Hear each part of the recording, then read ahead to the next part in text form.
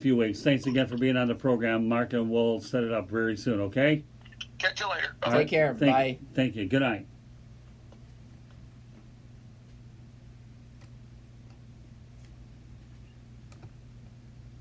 All right. All right. Well, anyways, with that said, okay, your second opportunity to talk to Mark, we certainly gave you an opportunity to let it all loose. What stood out in our conversation with him? I mean, I love how open the dude is. I mean, he understands, where baseball is nowadays, and I agree with him. Pitching is volatile. You never know when an arm is going to break down. It's different Right. with position players, and you may think otherwise considering the fact that they're playing a lot more frequently than pitchers. But I would argue that the art of pitching is a lot more strenuous than the art of hitting. Swinging a bat is a lot more of a natural motion compared to throwing a ball. They've said, scientists have even said, like, the art of throwing a baseball is not physically something our bodies are meant to do, but we Right. do it, and you know what? I totally agree with him. Arms do break down. I don't think Flaherty will fall into that category. He has a relationship with Bob Gibson and Wainwright that's relatively stable. I think he's going to learn. He's going to be around for a while. Yeah, but the one thing that Mark mentioned, and I think is important, is I don't see pitchers getting much more than a 3-year contract. No, but in the price, I mean, in regards to Cole, I think just because of the season that he's had and the 2 seasons that he's had in Houston, embracing the analytics and the fact that baseball has been trending in that direction, a team is going to pay for him. We know that maybe 1 or 2 of those years, and you'll agree with me, they're not going to be, he's not going to win 4 Cy Young Awards for them. But if they win a World Series with him there, they don't care about what happens near the tail end of the contract. Look at Jacoby Ellsbury when he signed with the Yankees. Right. They've gotten nothing from him the last 2 years. Well, again, I'm a firm believer, and a lot of people probably would be, that the days of contracts going much longer than 5 years, I just don't see them. No, I agree. happening. But I mean, Mike Trout, an exception. Well, all right, but how many exceptions do you have here versus the perception of reality? I agree. I mean, that's what I'm telling you, Yeah. Mr. Stat. Okay, I mean, look at the Pujols contract. Look at the Cabrera. Wait a minute, hold it. Okay, teacher against student. Okay, at least for this second. But really, the Cabrera contract hasn't turned out well. No. The Pujols one obviously is not doing very well. Mike Trout, somebody was going to give him that money. Mm-hmm. We'll find out where Bryce Harper went ahead and fits in later, even though I still find it hard to believe that it's the Philadelphia Phillies not taking on the Cardinals instead of the Washington Nationals doing it. I mean, the best you could get out of Bryce Harper's team was an 81-81 record. But the problem with that is they didn't have the pitching. Andrew McCutchen went down in June. They would have been in the playoffs had he been healthy. And on that, Rudy is on the show. Yeah. And with that said, Rudy's welcome to the big show. Rudy, I guess we got your time zones mixed up, didn't we, buddy? All right. Yeah, that's okay. You know what? Snow has a way of doing that. All right, that's okay. Obviously, you're in the Rocky Mountain time zone. I thought you were probably out in British Columbia with the fact that we have to make sure that it wasn't Pacific time versus Mountain. But anyways, Rudy, glad to have you back on the program, buddy. Sure. Been a little bit, but thanks for having me on. I definitely appreciate that. Speaking of being back on, it looks like the Giants defense is back on 14-14 with 43 seconds to go, and they're going to run it on the right side. Looks like Patriots might score before half, and they did. That's a touchdown. All right, well, just so you know, Rudy, you're on with Louis Adio-Weiss, and of course yours truly here. So meet your new teammate. How's it going, Rudy? Nice to meet you. I'm doing well on yourself. Good. So I hear you're going to talk some baseball with us tonight? Well, I got a few ideas that we're going to talk about, okay, and including something with Denver. Okay, you will talk Denver on this show because we are a national program, okay? You follow me? But what we do on our program is another story. But we're going to lead it off with this, Rudy. Even though obviously it's been decided, do you think Dave Roberts should have been fired for the exit to the Nationals, even though I guess they picked up his contract for another year, you said? Well, he's got a 3-year deal, so it's the second year they're just going to bring him back. If it doesn't work out next year, I can guarantee you he'll be gone. But I we know what I want to hear what Rudy's got to say. We haven't heard what you said. Here's the entire problem that I have with that is that you look at last year, it was a mismanagement of personnel. He used the wrong pitchers in the wrong order. And then what does he do? This year, he botches it again by bringing in Clayton Kershaw, who's had nothing short of a stellar regular season game. His ERA was in the high ones, low twos. Brings him in, trying to close out this game. And what does he do? Gives up a home run to a former teammate where we all know that his ERA is a 3.86 and 4.25. So he blows it, and it just makes you wonder. He had a conversation earlier in the week stating, well, you're barely going to get here, hardly going to get here. And a guy who's been there, done that quite a few times. But there's so many people right now who feel sorry for Clayton Kershaw. The problem is that, well, I don't. I don't feel sorry for Clayton Kershaw at all. As a matter of fact, do I not only feel sorry for Clayton Kershaw, I feel sorry for more than anybody, and those are the fans, the ones that have been paying all this money all season long, walking out before the game's even over, and it's just a nightmare that just keeps reliving itself over and over again with this Dodgers organization. So should Dave Roberts be held accountable? Absolutely. Clayton Kershaw being accountable? Yes. Those were the pitches that Kershaw needed to make. Roberts wasn't up there showing him this isn't T-ball. Okay?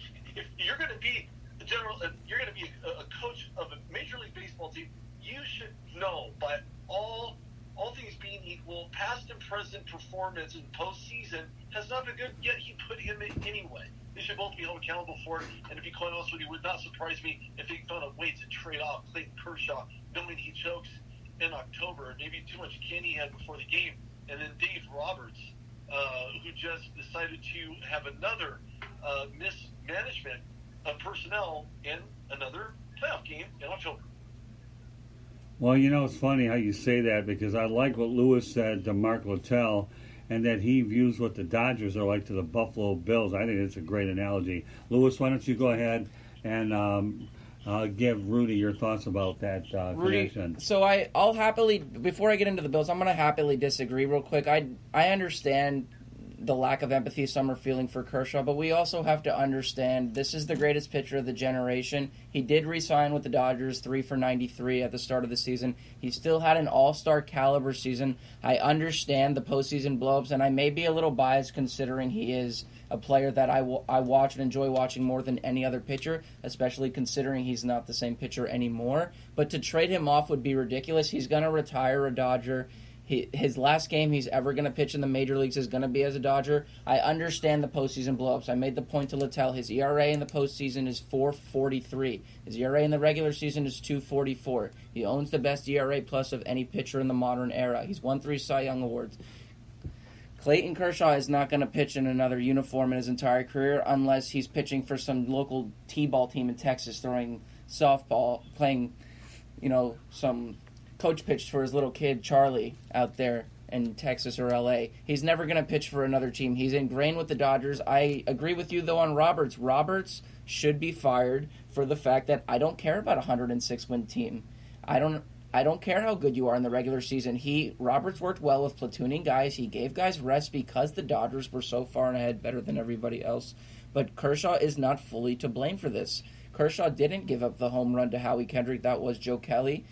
But you know what? Kershaw created that scenario by giving up the home run to Rendon, although it was on a very good slider that really doesn't get hit out of the regular season. We also have to understand Anthony Rendon is a top 5 MVP candidate. Juan Soto, that home run uncalled for. I understand the longest home run Soto had ever hit in his career at 449 feet.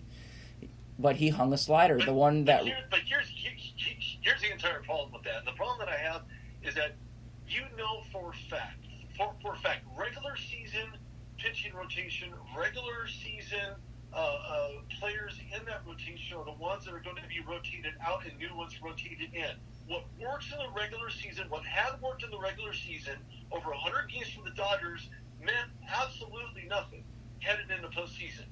Those pitches that he made were not Dave Roberts whispering in his ear like some type of a pitcher whisperer to get him to throw those balls that he did. Dave Roberts, go out and do your best, give your best. And what did he do? He gave nothing. He gave absolutely nothing. His inability to close out the game when he was put in a relieving position. Now, by all means, looking at Kershaw's past record, that's great. Look at all the past records you want, and that's wonderful. The problem is that nobody looks at the past unless the negatives come to the front of what happened in the past, and that's exactly what happened. He was pitched in relief for the last 4 postseasons. The first 3 of those, they were relatively successful, closing out 2016 NLDS and 2018 NLCS on the road. However, it was another bad outing by an otherwise good regular season pitcher. I would say, I mean, not just good. I mean, there's an argument can be made. He's the best pitcher, one of the best pitchers of all time. You can use a million metrics to compound that and support that argument. There's a million ways to debate that. He's going to go down as one of the 10 greatest starting pitchers of all time. With, obviously the postseason is a tarnish on him, but we can't ignore the good moments he's had in the playoffs, but we also can't ignore the 4 shutout innings in Game 7 of the World Series in relief. A career 2.45 ERA in 10 postseason innings prior to entering the game last night. And I feel sorry for him because if you saw his post-game comments, he wanted to win more than anything. I don't think Clayton Kershaw wants to blow the game for the Dodgers, but I also believe that Roberts should have been smart and done what Aaron Boone did with Luis Severino. Let him finish an inning, keep the confidence high, and if the Dodgers win, which they would have had he not pitched the 8th, and I totally blame Kershaw for that, but Roberts is partially to blame too because he allowed it to happen. He went with his gut, as he said post-game, and he's the reason, it's 50-50 why they lost, but Joe Kelly doesn't help either giving up that grand slam to Kendrick. Well, but no, he doesn't. But look, bottom line is this. If Kershaw does not get over the hump, just like with guys like Strasburg, just like guys like Greinke, just like Charlie Morton, you're going to give a laundry list of guys that will go down as being one of the better, maybe top 50, top 100 best pitchers to ever pitch in the ALCS or in NLCS. The problem is that Kershaw will end up on the same side with guys that have never won a ring, and we can talk about the NFL and pull guys like Warren Moon in there, Dan Marino, a laundry list of other guys who have never won a title. Kershaw will find himself on that list at some point. I don't think he's going to quite get to where he needs to be, where most people in the regular season would have probably thought, he's got this. He has the energy, he has the intelligence, he knows when to pitch and how to pitch it. That's great for regular season. That's wonderful. It's fantastic. But it doesn't speak to his discredit once you get in the postseason. Again, Dave Roberts partially to blame. Kershaw gets the other 50%, if not 60%. Why? Because the balls that those players hit weren't off of Dave Roberts' bat. They were on the opposing team's bat. So it had everything to do with what he was doing, how he was doing it, and the fact that he gave up the farm. And that's Kershaw. Totally agree with you. I mean, we can agree to disagree on some things, but I agree with you about Roberts' mismanagement. It's why I thought, Don Mattingly got fired after 2015. He mismanaged the bullpen in that division series against the Mets. Dave Roberts mismanaged Brandon Morrow in the 2017 World Series where he pitched in every single game. Okay, let's move on to some other stuff, okay? Since we're on baseball, we already know what you have to say. Rudy, why don't you predict the World Series winner in the matchup? Wow, that's, I don't know that I can do that. Because why? There's so much baseball to be watching. Oh, come on. No. I don't want to hear it. No. You want to sit here? No. We're on a, I don't want to hear this. If you're a rude dog, don't be a rude dog to me and pick me a darn winner for crying out loud. I don't care. Who do you think I am? I'm going to say the Cardinals. I'm going to say the Cardinals because the Cardinals will get an either or. Regardless of what team they actually go with right now, and of course the Houston Astros are leading 5-1 over the Tampa Bay Rays, both tied 2 apiece. But I'm going to have to go with the Cardinals on this. They have been so good for the better half of the season, not during the regular. It had a very slow start. They did have some injuries to offset that to make it even worse. Now Houston just scored, making it 6-1 over Tampa Bay. But I do like the fact alone that the Cardinals have been doing this on the road. They have a good record at home.